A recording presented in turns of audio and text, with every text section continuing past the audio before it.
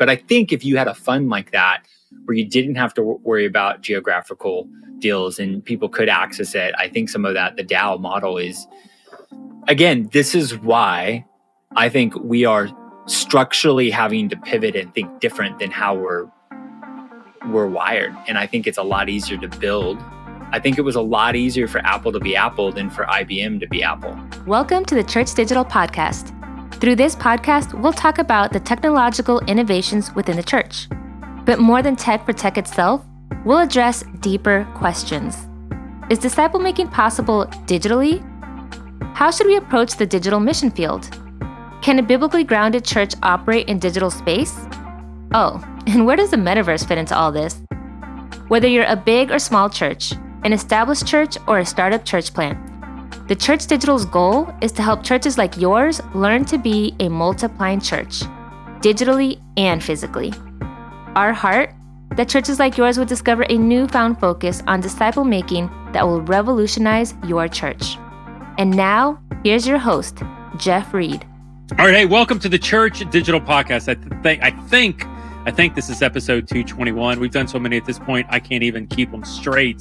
But looking forward to this guest coming in. This guest made one of the top 3 guests number of times on the podcast, one of the OGs. So excited about this conversation. And hey, y'all, listen, if you've listened to this podcast, I don't do this a lot, but I am going to on this one. If you listen to this podcast and you're a regular listener, you're one of these people that are out there, I need your help. Digital Church Network, we are a nonprofit organization, and I have someone that's willing to give $15,000 to Digital Church Network of matching funds.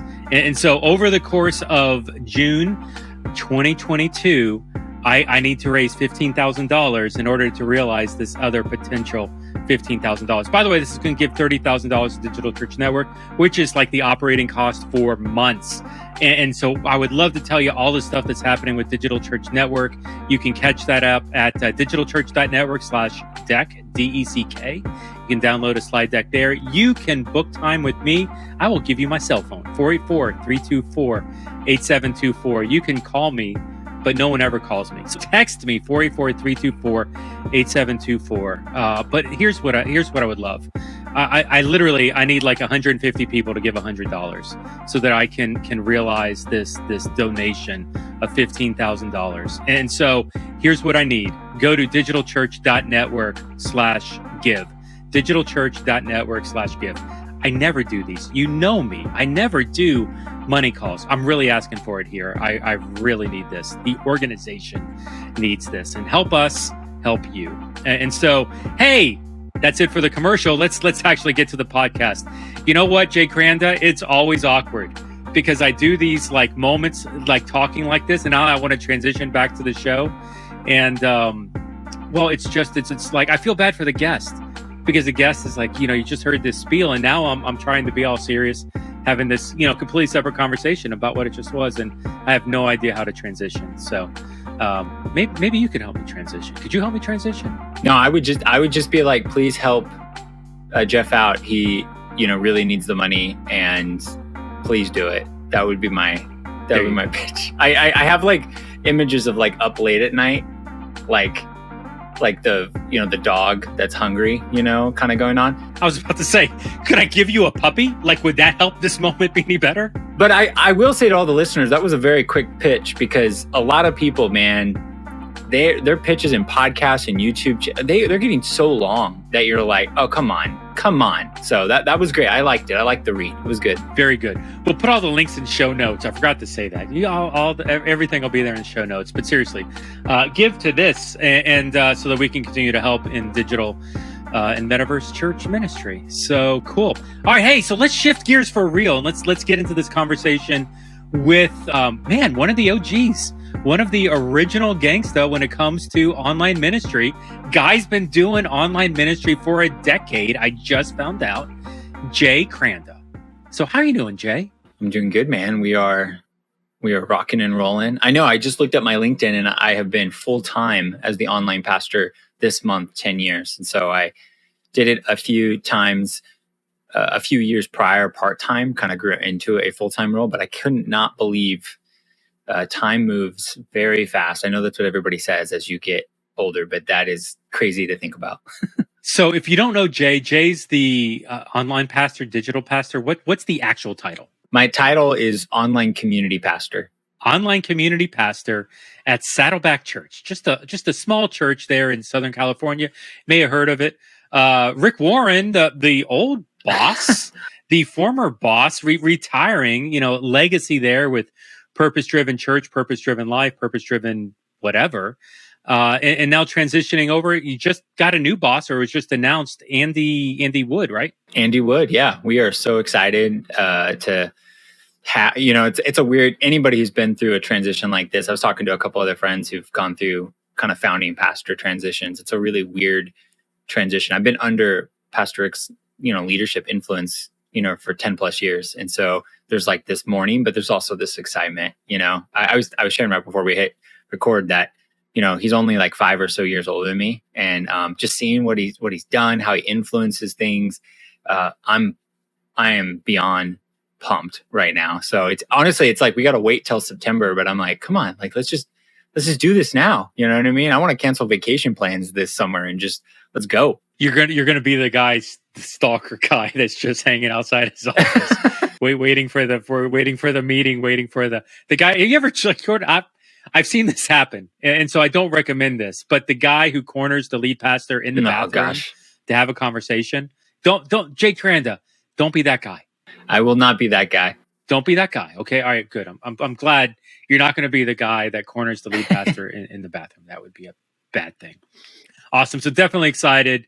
Loved what I know of Rick Warren in his transition and how much Saddleback has done for the community, for the kingdom, global kingdom. I mean, something like a mission trip or a missionary sent to every country in the world. Like, there's just this ridiculous legacy under Rick's reign. Reign's not the right word. Under Rick's leadership, but it definitely excited about the road ahead. So have fun. We'll have to bring it back and have that conversation.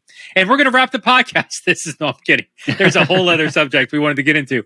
So here's the deal with Jay. Jay may be the first person I ever heard say the words Decentralized Church together.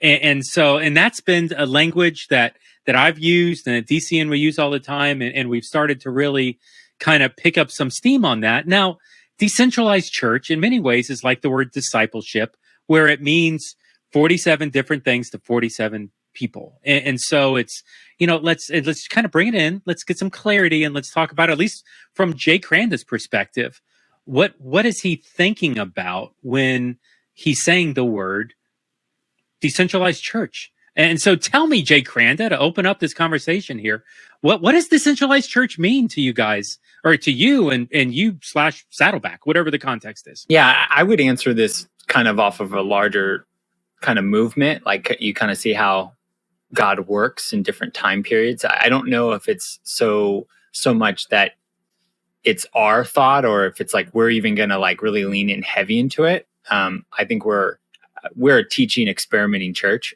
And so we're always trying different things.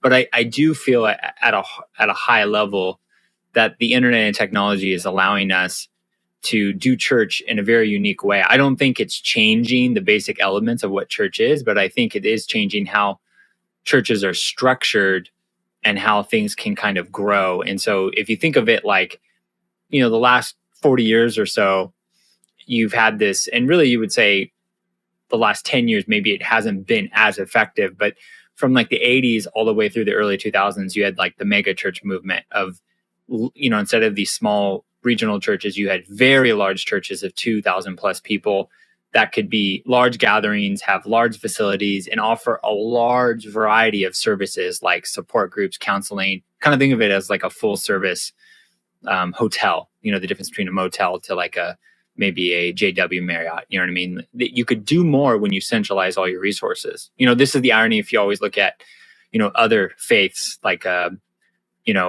Mormon faith. You look at their faith and like they have some pretty robust digital efforts that they've ran campaigns. And it's because they have a centralized budget. They can do the modern evangelical church is very segmented, you know what I mean? But if you centralize everything, you have bigger budgets, you can do bigger things and offer more to that specific community. And so that has been a huge way, specifically, in first world countries generally, and mainly in the US, it's thrived, that God has worked. And I think with decentralized church, what I've seen, and I've started to see people experiment, and you've already seen this happen in the Middle East and China and so forth, is maybe you have clusters of gatherings that aren't centrally hubbed, meaning they aren't connected to a mothership. You kind of think of it kind of like you kind of think of it as like kind of how crypto is, where you have crypto is the idea is that you can't really bring down Bitcoin. You can't buy all the Bitcoin and own it all. It's on thousands upon thousands of devices, and it's not centralized. And so you can kick all the miners out of China, but Bitcoin's going to survive. You have to bring down the internet to essentially do that, which I guess hypothetically is possible. But that's the idea, is that like our church we have 17 plus locations, but we're still regionally located in Southern California, like the hub of us. I think decentralized, you're going to have pastors coming out of seminary and doing things, and they're already doing it where they're going to not sign leases and they're going to start preaching live on Facebook or YouTube or vlogging or whatever, and build audiences, and then have regional in-person gatherings all around. And they're not going to really think of it as like one's better than the other, but it's fully spread out.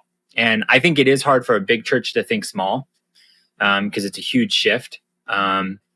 It's why big corporations struggle with that shift to the next, because you have to kind of cannibalize your existing market. And I think in a way that's really tough. But I think in a time like this, decentralized, where you can just meet anywhere and enable anything, you just provide vision. I think decentralized church is a large movement. I don't think it's going to be the only way God works moving forward, the same way as the Megachurch wasn't the only way. I just think it will be potentially one of the main ways God works through microsites and all this over the next 20 years. And then there'll be another movement. You know what I mean?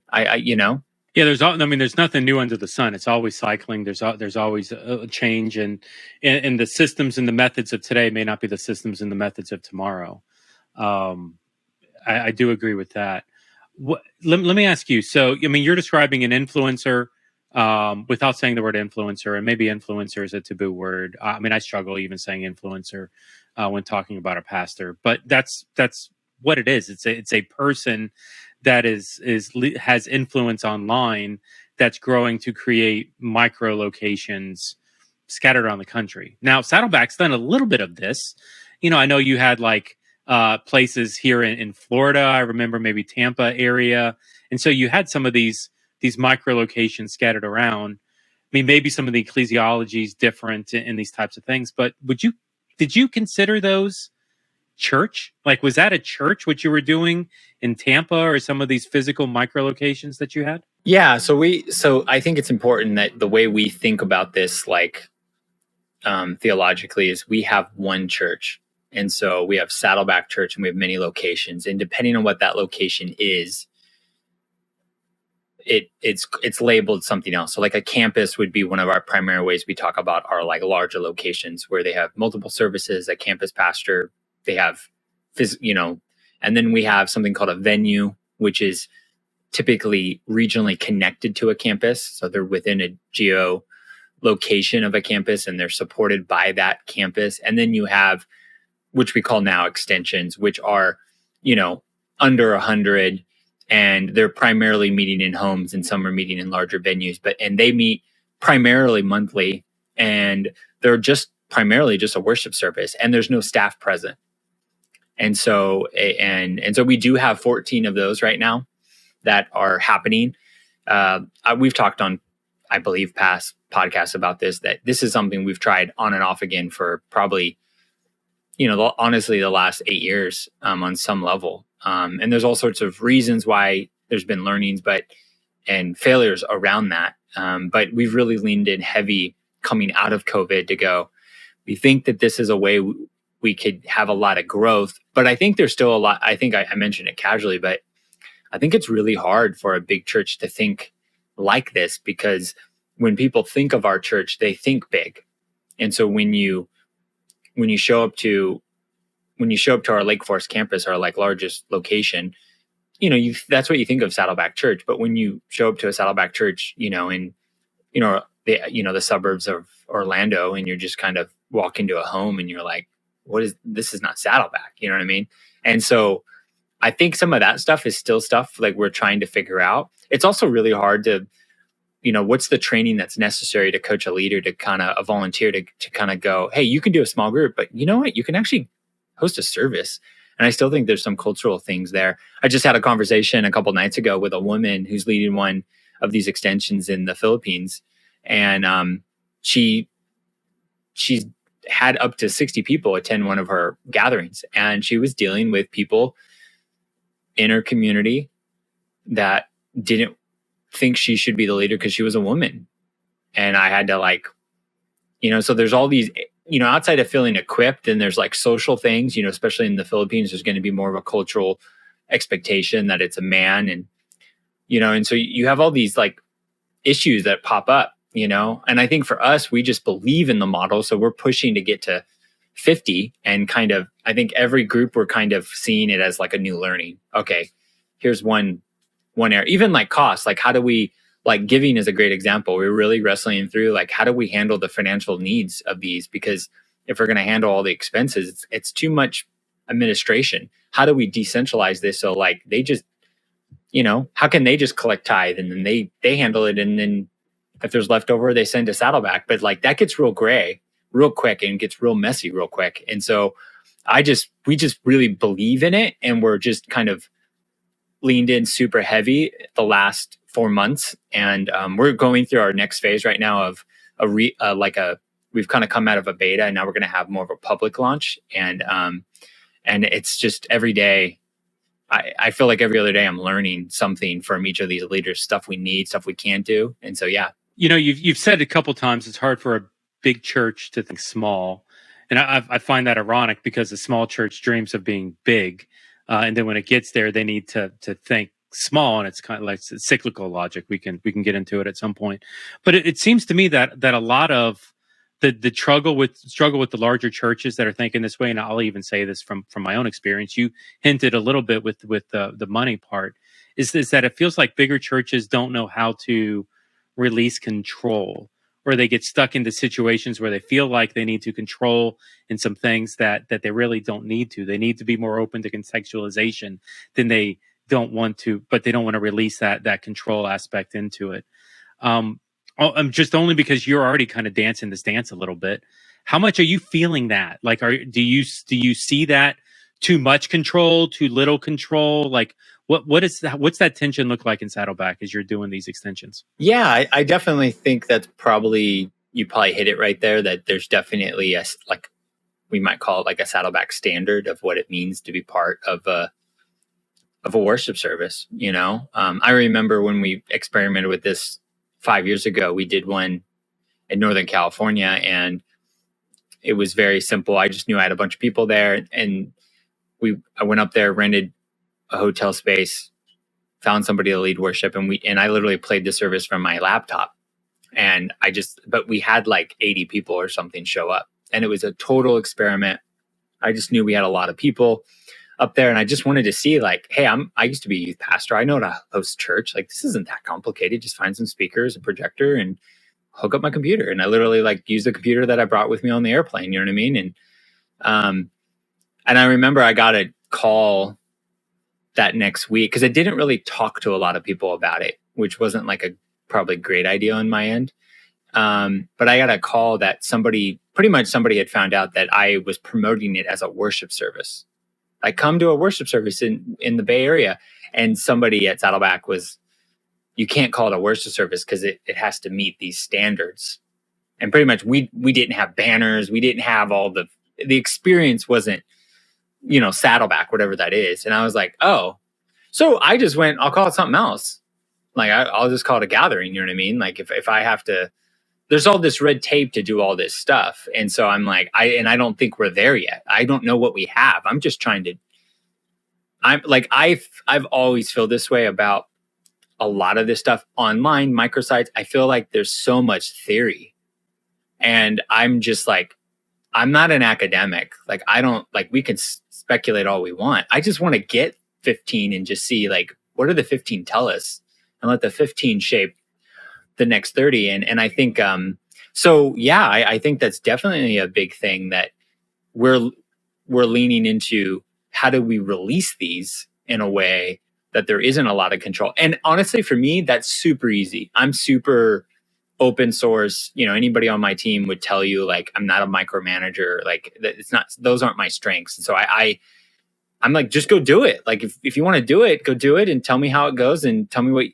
are the blockers. And so the problem is that I know when you're doing, like, for example, when you're collecting money, there's some issues there. I know I can't, like, one of the big stoppers is I can't have people do childcare because of liability and safety concerns. And so those are real issues. So how do I expect a group of people, when they got 50 people and they want to do childcare, because that's what you do in church, like, it's so essential to have a child service. And I'm like, we can't figure it out right now because I don't know how to get fingerprinted and stuff internationally. Like, I just don't, like, even I found out this past week that we use LifeScan for a lot of our process, and apparently that's state to state. And so we have processes for California, but in order for somebody to do it out of state, they got to go get paperwork from their state government, and then they got to send it into like, there's this whole, so we got it all figured out here. And so there's all this stuff that I'm like, oh crap, like, there's all this stuff. So I definitely think we're leaning towards more autonomy, and just, how do we even, and this is all, again, theory. Like, I think what we would probably ultimately just, if one of these got big enough, they would either become part of Saddleback, like a campus, or most likely we would just help them incorporate, and let's just incorporate you, and let's just go down that route, because that would allow, there's some technical things like getting insurance for your property, for liability reasons, handling money. You need some of those government state things in order to be a functioning organization within your county. And instead of us being able to, having to provide it, we would just, hey, let's just go, contact the SBC and let's just get you through a process to incorporate. You know what I mean? That's a lot easier. But I think it's still, we're still trying to get, I think we don't have enough. Like, I want to get to 50. And then that's what I'm trying, like, okay, great. Because I think we don't have enough of a user group yet, personally. And there's worse things than your church, than Saddleback helping to plant other churches. Even if it was, we don't want to wear the Saddleback brand. We want to kind of do our own thing. It's like, oh, hey, Saddleback, you just planted a church. That's pretty awesome. Kind of seeing how that would play out. Yeah, which is definitely I could totally see us getting into, especially knowing a little bit about Andy and how his vision in planting churches, like, there's definitely that. But I think that's the key, is like, what's the win of this? And I think, for me, I think it's to reach more people and lean into people. People are moving far away, and people are moving in places where there's not churches. And if we can provide some kind of tool or system for them to do a pop-up type of experience, I think it's compelling. But it will be different. It's not, the illustration that I've talked about in the past, I think on this pod, is the idea of, like, the franchise, not the franchise, but the corporate Starbucks stores.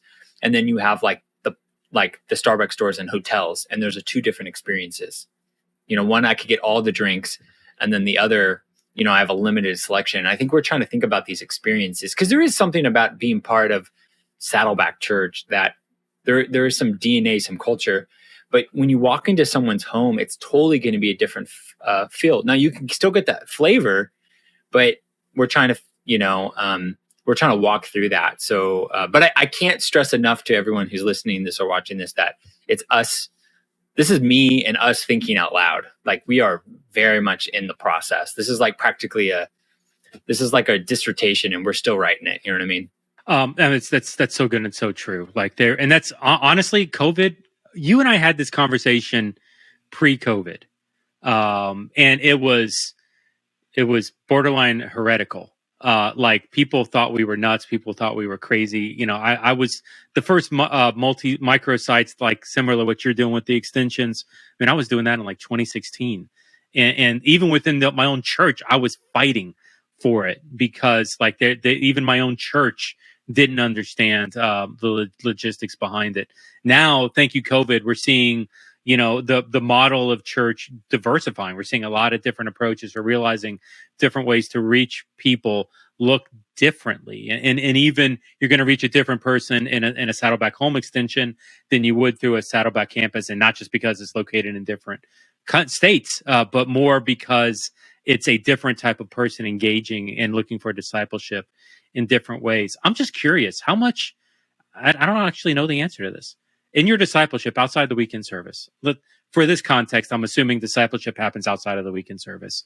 How much of that is unified and with extensions and online, or how much of it do you give autonomy for the extensions to shape their discipleship? Yeah, I would say it's pretty unified in the sense that they're using our class process and material. So you're doing, I'm assuming 101, 201, you're still holding the purpose-driven something or other, and that's... Yeah, so they have the option to either direct people to attend our Zoom classes, or they have a package that they can host in their home or in their area. So they have either or. Now, all the follow-up and everything still goes through our online process. So if you take class like in a home in, in St. Petersburg or whatever, like you would submit it all digitally, and it would lean into our online kind of process of how we verify everything.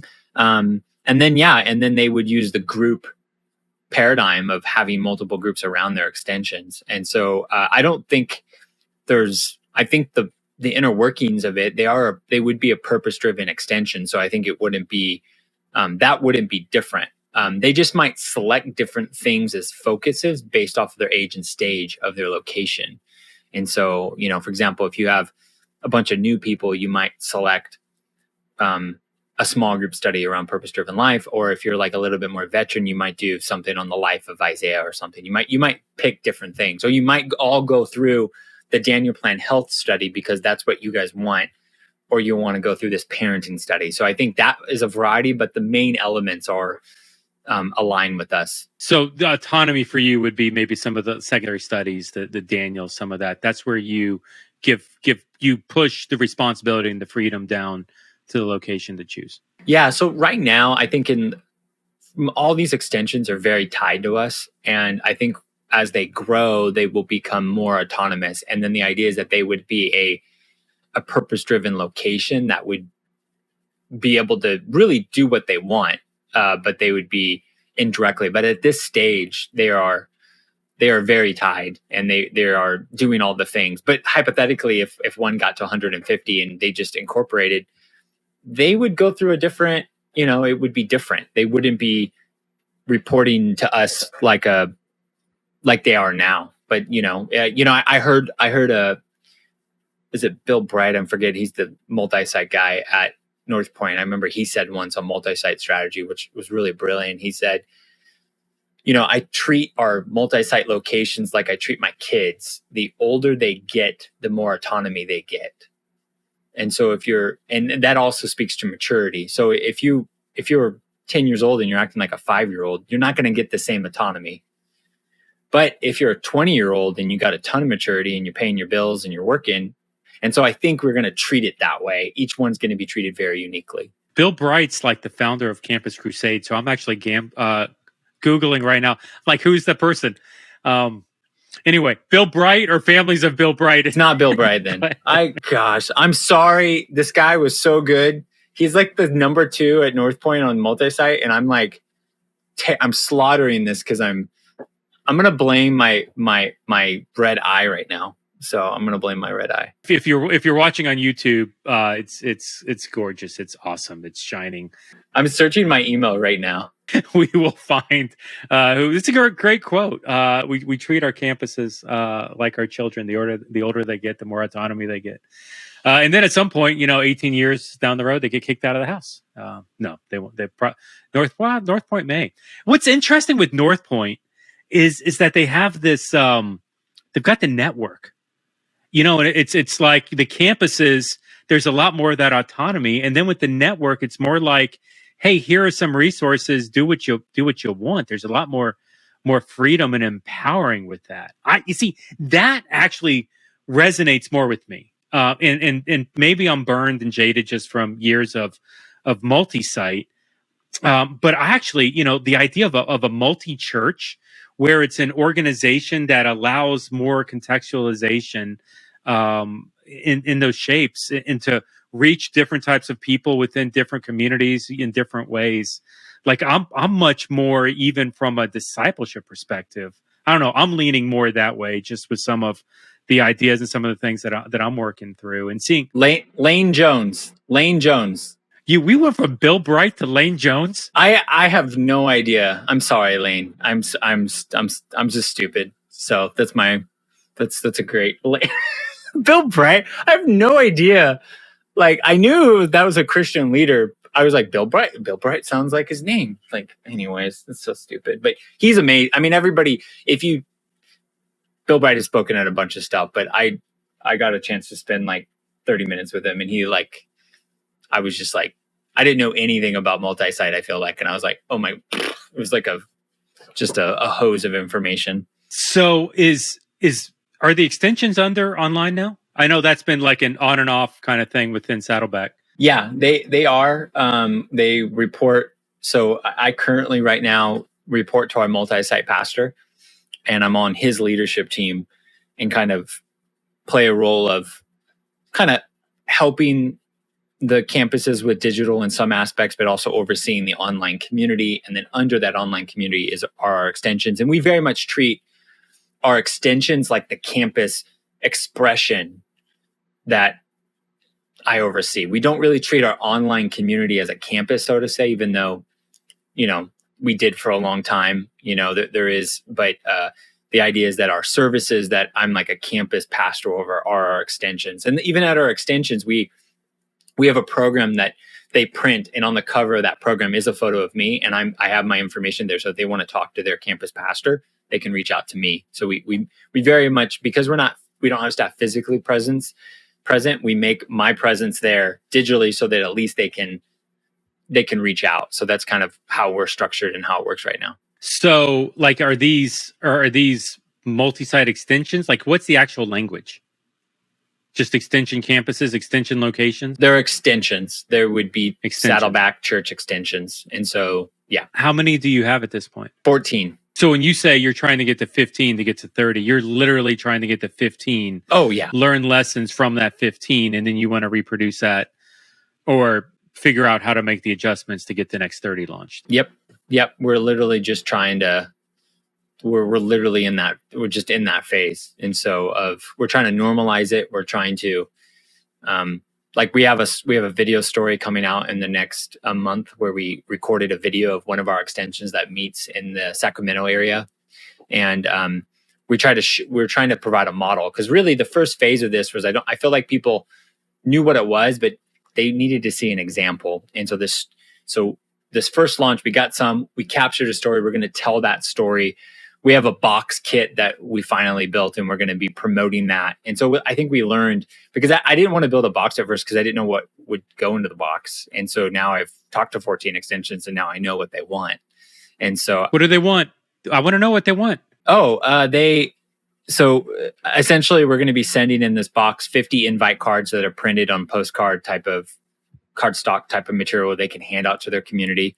I actually do have to update some of them because they say Rick on it. So I have to reprint the daunting task of reprinting everything at our church. We print out 25 printed versions of our program that we literally designed this PDF where you can fold it. And then every week you print the notes out and you put the program in. We're not printing that. We're not restocking this. This is just something I want to give them 25 versions to see what it could be like. We're sending them lanyards that will say welcome to Saddleback, and they can put erasable name on. It's like erasable marker lanyards so the idea is that I didn't want to send shirts. Shirts are so annoying to get sizes and stocking. These lanyards are the way to kind of put this on and you feel like staff. We're going to send 50 or 100 Saddleback pens. And then we have right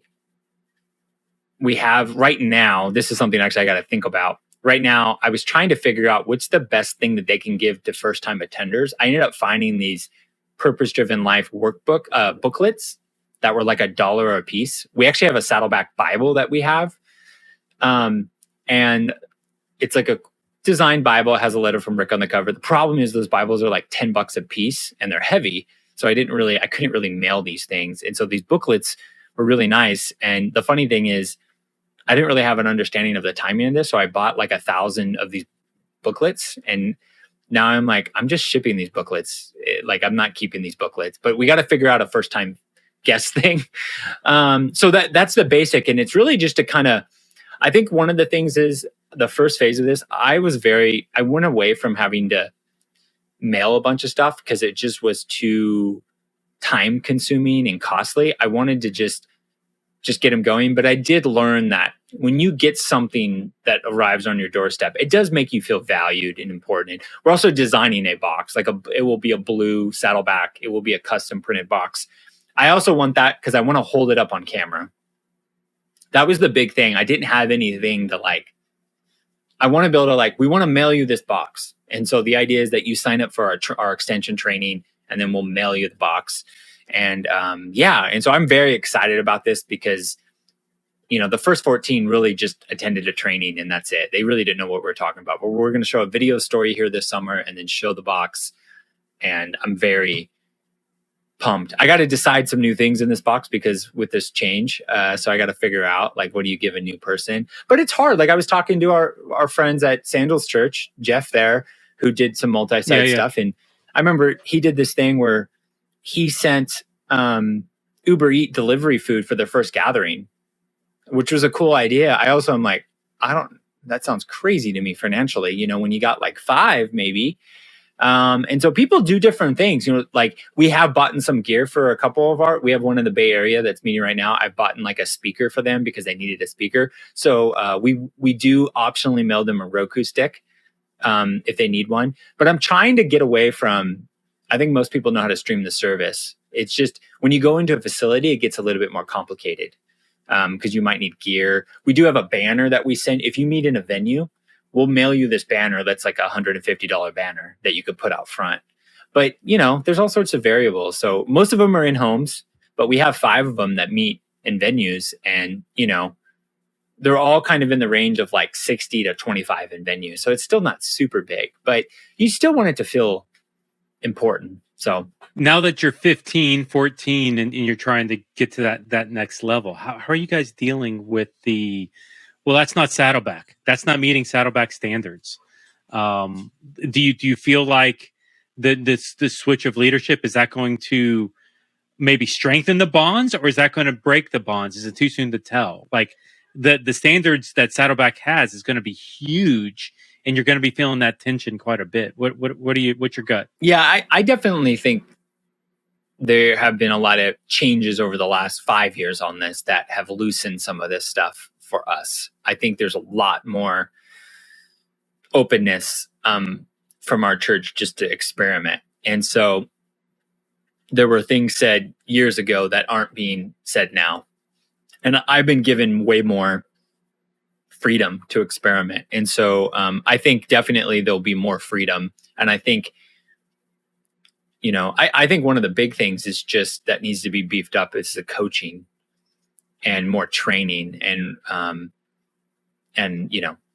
that's the area where we need to systematize all that. Because you can go read Purpose-Driven Church, but what does that mean when you're a lay leader? We got to contextualize the training a little bit more. But no, I think the standards are going to be heightened in some areas, but very loosened. But I think we're in a season of a lot more freedom, especially coming out of COVID for sure. And just knowing, hey, let's try different things. And so I feel like we have a blank check right now. It won't last forever, but that's why I got to get to a number.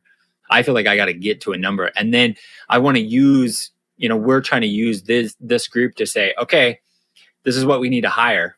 Because that's actually the bigger thing is right now, it's functioning under our team and we're managing it ourselves along with other things we're doing. So I think that's the harder thing that we're trying to prioritize this along with our normal weekend responsibilities, our groups, our events, our whole online community stuff. So do you think training is that the biggest challenge right now?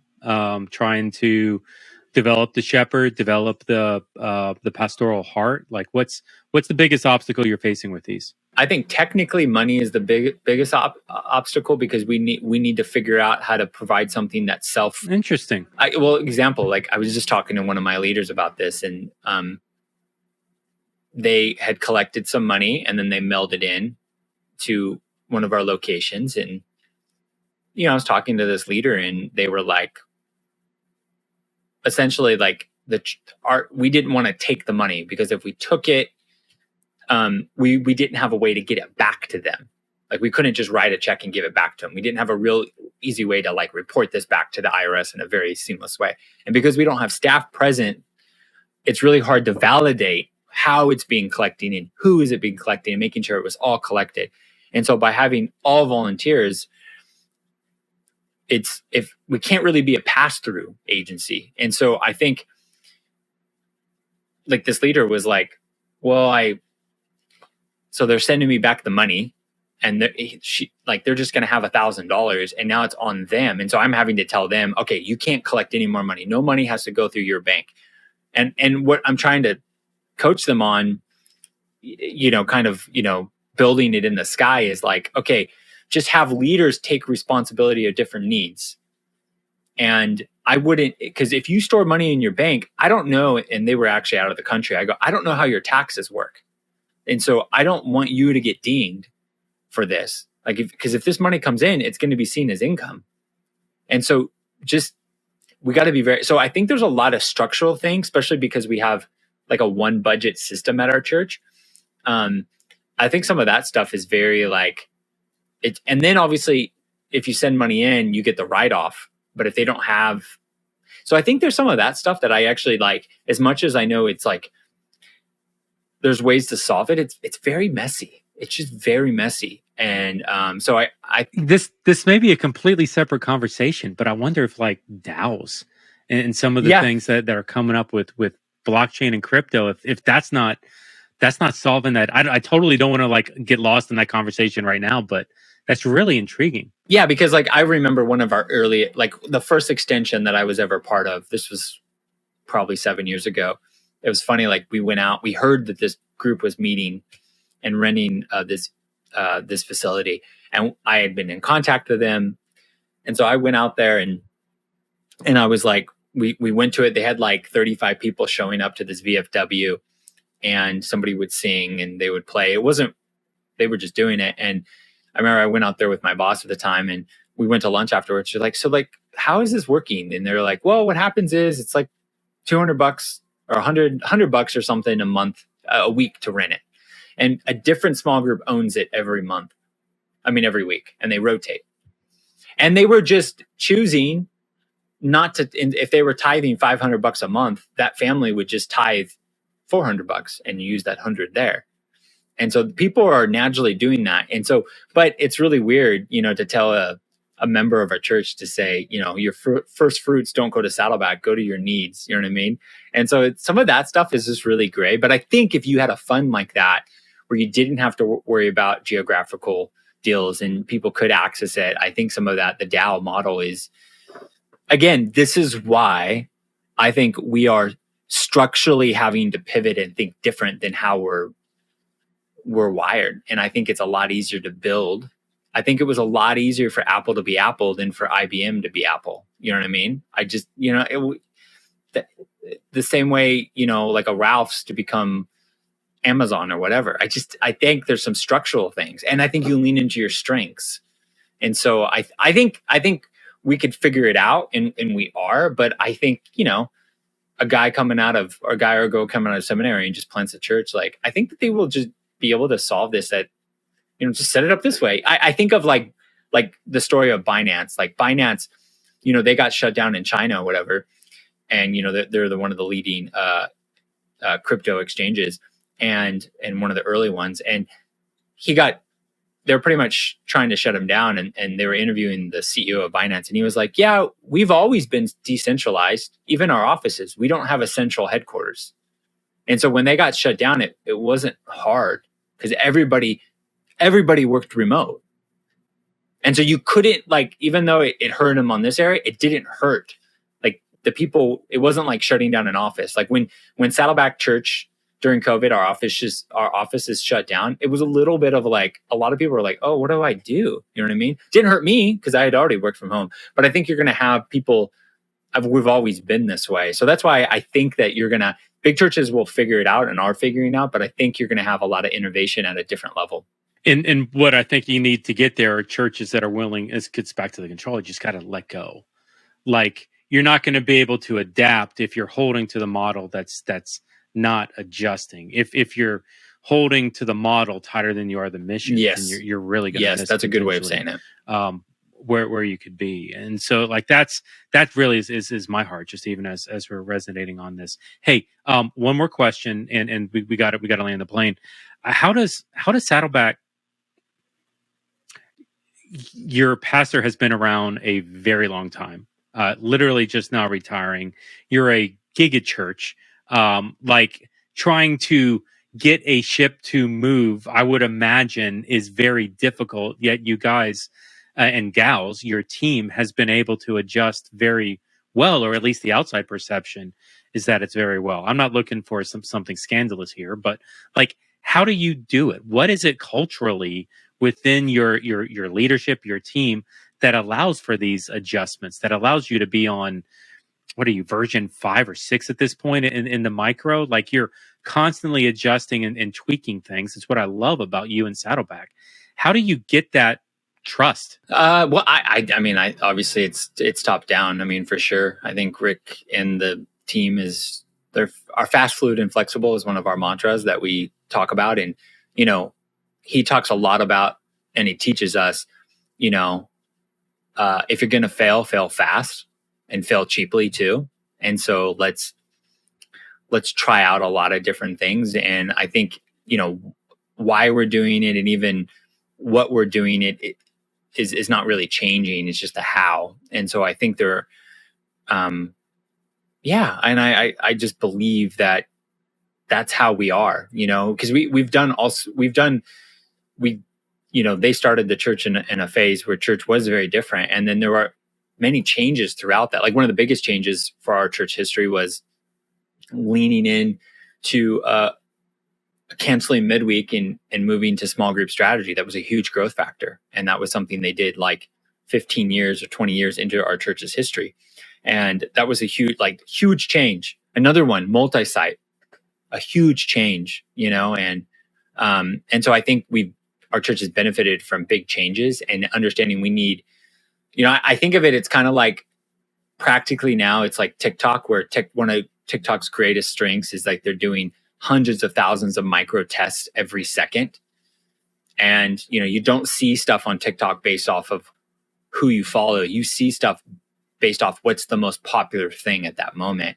And this is why it's a hypercharged algorithm versus Instagram and Facebook. And so, but you need those tests. And I think our church allows us to do a lot of testing. And I would tell anybody who's starting off, you know, figure out your job description, prove you can deliver on your job description, and then experiment on the side. And I think I benefited from a lot of great bosses and coaches that were just like, hey, do this stuff. And then when I figured out how to do that stuff, then it was a lot of experimenting. Also, we're just a very honest church. Like, this is where we're at. You know what I mean? We got 14, and I don't think I feel like for our church, microsites is not necessarily the answer. I think it's a answer among a lot of other strategies. I still believe in the multi-site strategy. And so I just think that there's some other opportunity here. But yeah, I think it comes from top down for sure. And just how our church is wired. We're a teaching church. And so I think because of that, I think that kind of bleeds off onto everybody for sure. Very cool. Well, hey, this has been a great conversation. I love hanging out with Jay Kranda. It's been a minute since we've gotten together for a podcast, but definitely a good one. And hey, just as we're landing the plane here, Jay, any closing thoughts? Oh man, I would love to hear from anybody who's listening to this, that if you're doing any type of microsite type of thing and we haven't talked, please message me on Instagram or whatever. we're in a learning mode, and I've had a lot of conversations with a lot of different people. But if you're doing something, especially if you have more than 15 microsites, please message me. I would love to set up a conversation and just pick your brain. So who has more than 15? I have no idea. I mean, Tyler, you. 15 is a big number. I don't know that, at least at this point. I mean, during COVID, there were a lot that were 15 or more. I'm not like DJ Chong, who can kind of memorize all this stuff. Like, he has like the list of all the people who do all that. I don't know. Dude. I'm so terrible at like all that. So I think 15 is let me say this. While you're messaging him, message me. Because I mean, I cannot think of that many people that are doing 15 micro right now. Anyway, that's a great, now, I mean, microchurch, completely separate conversation, but an established church doing a microsite. Yeah, that's a great. Hey, you know what? One more question. Just and this is going to be completely off topic. Los Angeles Lakers playoffs 2023, yes or no? Yes. I'm going to hold you to it. Yes, we got a new coach. You're going to blame the coach? I'm going to blame all sorts of things, but I'm going to blame we were terrible. LeBron James was amazing. Our supporting cast, blah. You know, Anthony Davis was injured. We were all over the place. We got a new coach, going to bring in a new culture, a new DNA. And I'm excited. So we're not going to spoil another year of LeBron James, but I'm an optimist, you know, until I'm a negative. So, but I'm hopeful. So for today, Jay Kranda, Laker apologist / optimist. Well done. And who needs to see an ophthalmologist, evidently, with his eye. Is that the word? Is that the eye doctor, ophthalmologist? Yes, I think you nailed it, man. I think you nailed it. Yes. It'll never get better than that right there. So I'm officially retiring the Church Digital podcast, because that was like boom, boom, boom. That was beautiful. And I've got nothing left to say except for the podcast that I've already recorded for next week, which is awesome. So, hey, but we're going to land the plane. Jay, thanks for hanging out with us today. For Jay, this is Jeff with the Church Digital Church Network, and a whole bunch of other fun stuff. Thanks for jumping on the pod here, and we'll see you next time on the show. You all have a good day.